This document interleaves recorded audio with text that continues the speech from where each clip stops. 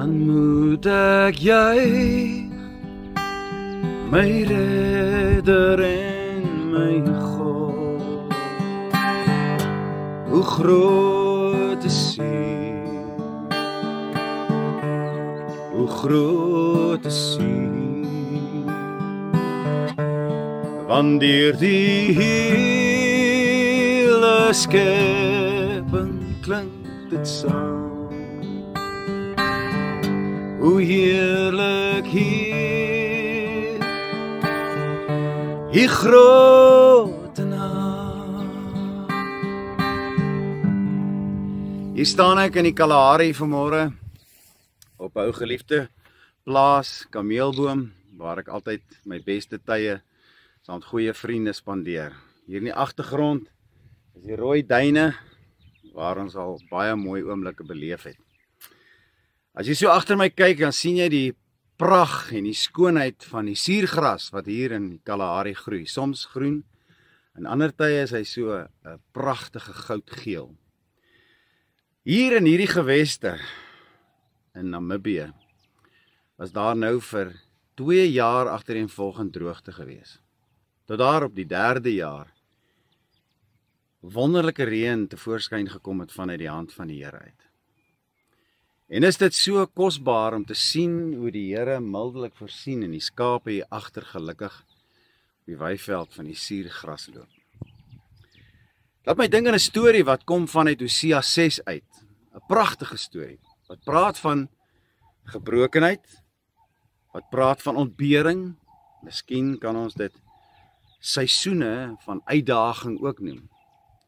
Maar dan praat dit ook van die Here se goedheid, sy guns, waarin hy ons soms restoreer vanuit ons gebrokenheid uit. Nou ek wil dit vanmôre lees saam met jou, en sommer net iets daaruit haal, ook veral vanuit die 3 jaar se droogte, of dan die 2 jaar se droogte en in die 3de jaar, wat die Here weer mildelik voorsien. Kom ons hoor gou wat sê Hosea 6 hier, vers 1 tot 4 en ook vers 6. Kom laat ons terugkeer tot die Here, en dit is die oproep vir almal van ons, wat soms deur ons tye van droogte, sonde, ongehoorsaamheid en ontbering gaan. Kom laat ons terugkeer tot die Here, want hy het verskeur en sal ons genees. Is dit nie so dat wanneer ons in ons tye van ongehoorsaamheid en soms hardkoppigheid deur die lewe loop, dat ons soms by plekke van gebrokenheid kom, en dat daardie gebrokenheid ons verskeur, dat dit van ons steel, dat dit maak dat ons arm en beklaanswaardig word in ons lewe, sonder die Here se sorg en sy voorsiening, dat dit juis die orkestrasie is wat ons moet bring by 'n plek van ware verootmoediging, waar ons op ons knieë staan en sê, Here, ek besef dat my sonde my gebring het by hierdie plek, waar ek nou weet, dat ek U so nodig het in my lewe. Kom laat ons terugkeer tot die Here, want hy het ons verskeur en sal ons genees. Hy het geslaan en sal ons verbind. Hy sal ons na 2 dae lewend maak en op die 3de dag ons laat opstaan, sodat ons voor sy aangesig kan lewe. Is dit nie vir julle spreekwoordelik van lewe, hierdie kosbare suurgras, die pragt van die bome wat hier groen is. En laat ons die Here soek. Dis kosbaar. Laat ons dit najaag om die Here te ken, want sy opgang is so seker soos die dagbreek, en hy sal tot ons kom soos die reën, soos die laatreëns wat die aarde besproei. Wat sal ek met jou doen, o Efraim?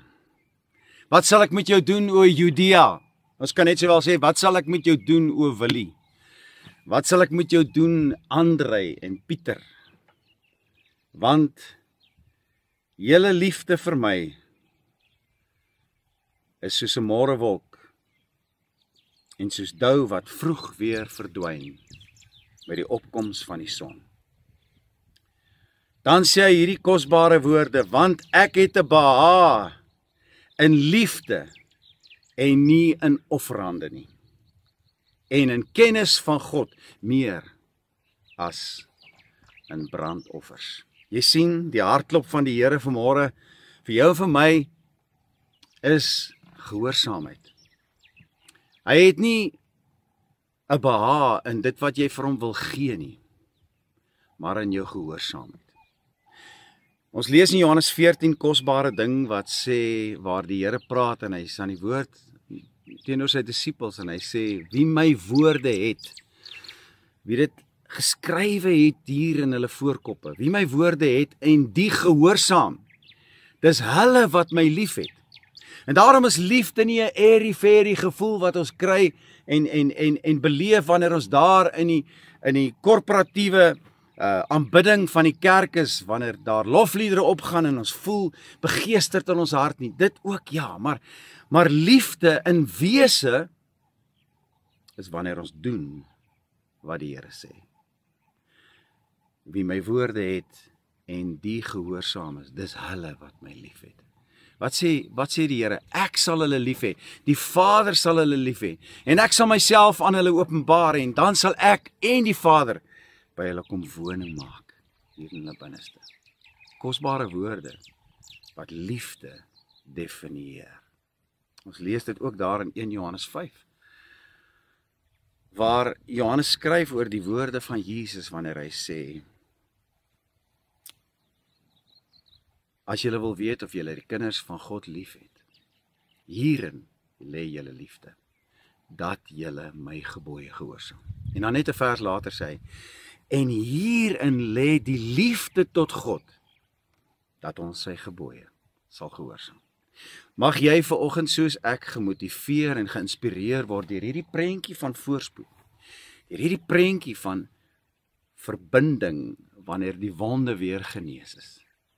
Wanneer God op die 3de jaar, op die 3de dag tot jou verskyning kom, net soos wat hy aan die kruis gesterf het, ter helle neergedaal het en op die 3de dag opgestaan het om lewe te bring, geeslewe vir jou en vir my. Mag hierdie prentjie van die rooi duine en van die suurgras vanoggend vir jou inspireer, om klaar te maak met sonde, om klaar te maak met hardkoppige ongehoorsaamheid. En toe te laat dat die reën, die stortreën, die lentereën van God se vergifnis jou lewe kom nuut maak. O, ek so mal oor hierdie liedjie. Dis 'n Engelse liedjie en daarmee wil ek afsluit. Wat sing oor Hosea 6 waar ek vanmôre gelees het. Let us come, let us press on to know the Lord. For He's coming, He's as certain as a dawn. He will come to us, just like the rain, like the spring rain, that waters the earth. Let us know, let us press on to know the Lord. For He's coming, He's as certain as a dawn. He will come to us, just like the rain, like the spring rain, that waters the earth. Let us know, let us press on to know the Lord. For He's coming, He's as certain as the dawn. He will come to us, just like the rain, like the spring rain, that waters the earth. Like the spring rain, that waters the earth.